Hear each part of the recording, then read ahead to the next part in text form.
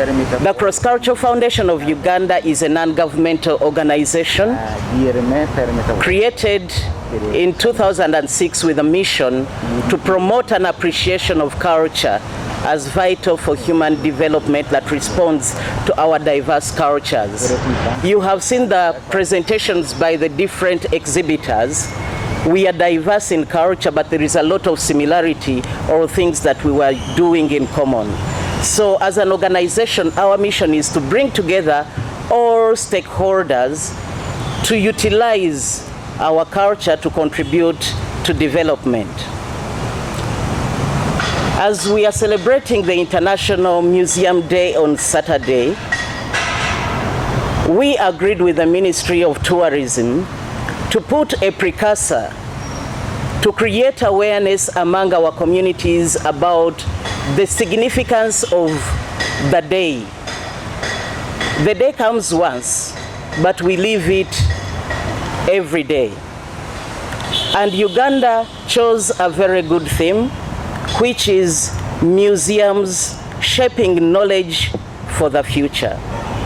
A number of us, and especially the young people, are not aware or do not know that museums are actually centers where you can innovate, you can research, and you come up with great things. So why do we put a focus on museums as the Cross-Cultural Foundation of Uganda? As I've said, one, it is to promote learning, to link our past to the present and preserving it for the future generations. All innovations do not appear or do not occur in a vacuum. They pick on something that is already existing, innovate so as to solve the contemporary challenges that the world is facing. So where do you get this information if you are to improve? Museums become a great resource for that. Secondly, museums are centers for preserving our cultural heritage. You will find all the different explanations about our ways of life, how we used to live, how we live today, and probably as we live and as the future comes, they will be able to reflect back and know how their great ancestors used to live. She was surprised when she saw the plate for the fish in the shape of the fish. And I think this could still be applicable today when you go to restaurants, especially in fishing communities. Those would be great resources to still use because they are handy. Sometimes they are better than the small plates you give. So in a way, you can innovate around that or even begin making plates in that shape that can actually accommodate the challenges of a community. And as we've said, the purpose of our being here today is largely to create awareness about the role that community museums play in contributing to the development discourse of our country. We also did this specifically to support better communication of community museums. The Cross-Cultural Foundation of Uganda supported the establishment of the Uganda Community Museums Association. We are very proud of this child that we have nurtured that has brought together different community museums in Uganda. As a country, we have only 3 museums.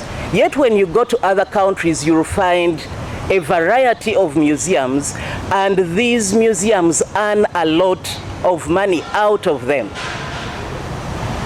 The other key issue that museums do is that they provide employment through curators. For example, CCFU, in order to demonstrate the relevance of museums, we also set up the first ever Uganda Railway Museum to demonstrate how they should be run professionally, how they contribute to even our education system within the country. When the children learn theoretically some of these things in class, where do they go to actually get to see? I can talk a little bit about one of the greatest museums in the world, and that is the Royal Museum of Central Africa. This is a museum that employs around 300 people. So if we grew our museums, how many of our young people would be employed? We have seen the creative industry supporting young people to be self-employed in the music industry, comedians, etc. It has a very great potential that we need to harness so as to contribute to the reduction of the unemployment of the young people in Uganda. And sometimes people think that museums are for the old, they are aged. The museum I've just talked about in Belgium employs 90 PhD professors. It's how we perceive these museums and how we utilize them to benefit the nation. And allow me, Honorable Rachel Magola, to say that these museums you visited today are faced with a number of challenges. They are not unique to just one museum, but they cut across all museums. One, they are almost self-funding. The support from the government to support them to exhibit as centers of learning is extremely minimal, if at all it is there. And we would love to see more support going to these community museums so that they can keep on innovating and growing and showcasing Uganda's heritage. The other biggest challenge we are facing is generally our attitude as Ugandans towards community museums. We tend to think that museums are old places and largely irrelevant. When you talk about a museum to a young person especially, and young, I'm talking even about 30 years, they always think, oh, that's a place where fetishes are, the dirty things, the old useless things, not knowing that there is a lot that can actually be done with these museums to improve learning. It all goes into how you are showcasing, how you're presenting. So this negative attitude has limited the number of visitors going to learn, and thus limiting the income that comes to these museums. But as a museum, for us, the Railway Museum, we started, it's now coming to 2 years, but we have had, last year we had 14,000 visitors coming in. And people tend to think that tourism is for only the Bazungu.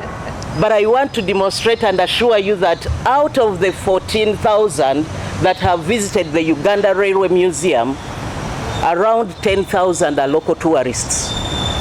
Our biggest number coming from schools, coming in from Ugandans wanting to know and yearning to know more about what the transport system in Uganda was like and how it has evolved. Hopefully, from that we will see the SGR coming up. The other challenge that the museums are facing is sustainability. Sometimes these museums are rotating around the founding person. And the moment this person dies, the museum also goes. But thanks to those who have come together in form of community museums, owning them jointly as a community to express their cultural heritage, that helps in sustaining these museums. We have a number of them that we could mention that have actually closed simply because the founding members have passed on. Then there is the greatest challenge of the conflict between culture and religion. Sometimes people thinking that our own culture is satanic while religion should be gratified. Not knowing that this is diversity, and these museums here have demonstrated that actually culture and religion meet, because religion is also a culture of a particular group of people. We have seen the African Revival Museum, which is a museum owned by Ankole Diocese. One cannot say that they are devil worshippers. No, but they have a museum. We have seen the Diocese of Jinja, Catholic Diocese. They have a museum, they are showcasing, they are producing materials in the Lusoga language to support young people to learn their language. So these are roles that can be played, and we do pray that as the members of Parliament, please support these museums to ensure that they are more sustainable, to ensure that they have funding, and to ensure that the laws that you enact are actually enforced. What are the opportunities, finally, that we are seeing with these museums? One is that our new curriculum enhances and encourages young national activities to commemorate the International Museums Day, which activities are going to take place in Soroti over the weekend. And in conversations with our colleagues at the National Museum, we agreed that we can organize the Kasiki in Kampala. So our exhibition here is take it as a Kasiki for the D-Day, for the main activities that are going to take place on Saturday in Soroti. And as you've been told, the theme for the International Museums Day activities is museum research and education. So our museum, our exhibition for today and tomorrow, the intention is that we position ourselves, or we tell the rest of the world that museums are important spaces, or they are important centers for research, education, and knowledge dissemination. And that is what we've just done in front of our chief guest. We've shared information, we've disseminated information, which information we have compiled over the years, or which information we've collected over the years. So we are here to disseminate and share information about our diverse cultural heritage resources. And it's not just for today. We hope that the general public will come this afternoon and tomorrow. We've run announcements on different media spaces, including digital spaces. So the first objective is for us to position ourselves as important spaces for research, education, and knowledge dissemination. The second objective is to provide an opportunity for community museum managers to network, share experiences, and knowledge on cultural heritage safeguarding, fundraising, but also publicity. So our assumption is that for the 2 days you are going to spend here, we are going to exchange ideas. We are going to visit one another. That's why tomorrow morning we have that exchange visit session for us to network. Some of us are doing much better. Some of us are struggling. So for those of us who are struggling, there's no harm in visiting your colleague to find out what they have done to be where they are in terms of resource mobilization, in terms of publicity, but also in terms of networking. Then the third objective is for us to have an opportunity to access potential sources of support, because we all know Kampala is the center for everything. We are close to the Parliament of Uganda. This is where the laws are made. Last year we had to come here to talk about the Museums and Monuments Act, and we are lucky our chief guest happens to be a member of this huge house. She's a member of Parliament. So the kind of support I'm talking about could be in terms of policy, favorable policy framework, favorable legal framework, financial. They know where the money is. They do budgeting for culture and so many other activities. So this is your opportunity to lobby for support of different types: policy support, technical support, financial support, but also linkages. Honorable Rachel Magola has traveled. Okay? Outside Uganda, are there places where we can be linked for possible support? So in summary, that is why we are here, and I want to wish you all the best. Do your best, we shall do our best. Thank you. Thank you, Frederick.